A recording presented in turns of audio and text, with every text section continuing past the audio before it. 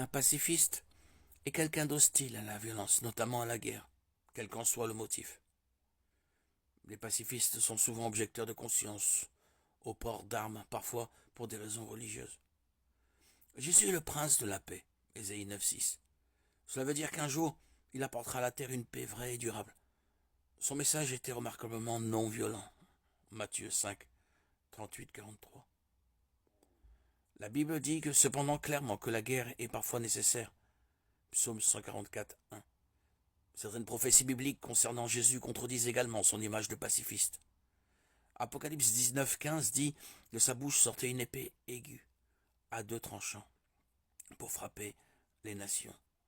Il les dirigera avec un sceptre de fer et il écrasera lui-même le raisin dans la cuve, à vin de l'ardente colère du Dieu Tout-Puissant.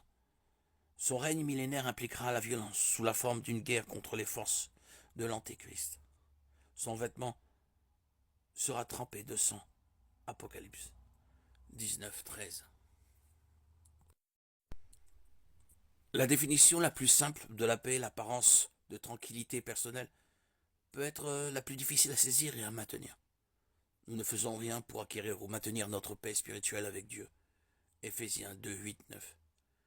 Vivre dans l'unité avec d'autres croyants peut être très difficile, mais vivre en paix avec soi-même semble souvent impossible.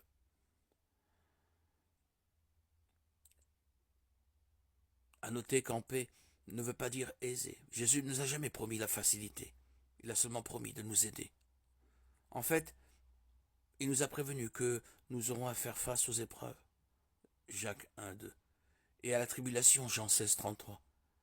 Mais il nous a dit aussi que si nous faisons appel à lui, il nous donnera la paix de Dieu qui dépasse tout ce que l'on peut comprendre. Philippiens 4, 6, 7. Qu'importe les épreuves auxquelles nous faisons face, nous pouvons recevoir la paix qui émane du puissant amour de Dieu, qui ne dépend pas de nos forces ou de la situation que nous vivons. Les preuves de la résurrection du Christ sont incontestables. De nombreuses sources contemporaines rapportent des apparitions de Jésus après sa crucifixion à des personnes isolées comme à des groupes dans des circonstances diverses. 1 Corinthiens 15, 3.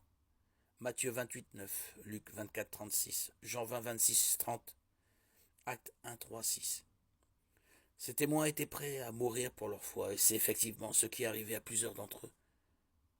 Clément de Rome et l'historien juif Flavius Joseph nous ont transmis l'histoire de plusieurs de ces martyrs du 1er siècle. Toutes les théories alternatives, comme la théorie de l'hallucination, ne tiennent pas face à l'ensemble des faits. La résurrection de Jésus est un fait historique établi et la meilleure preuve de sa divinité.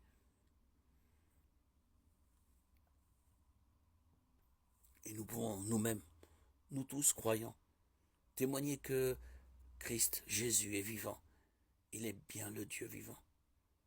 Par la résurrection qu'il a faite en nos vies, nous témoignons de sa présence,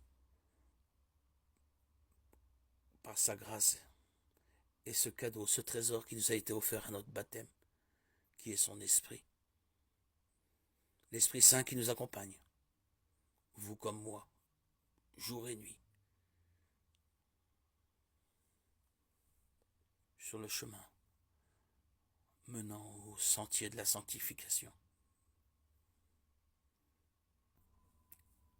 Jésus nous invite constamment à le suivre, à marcher sur ses pas.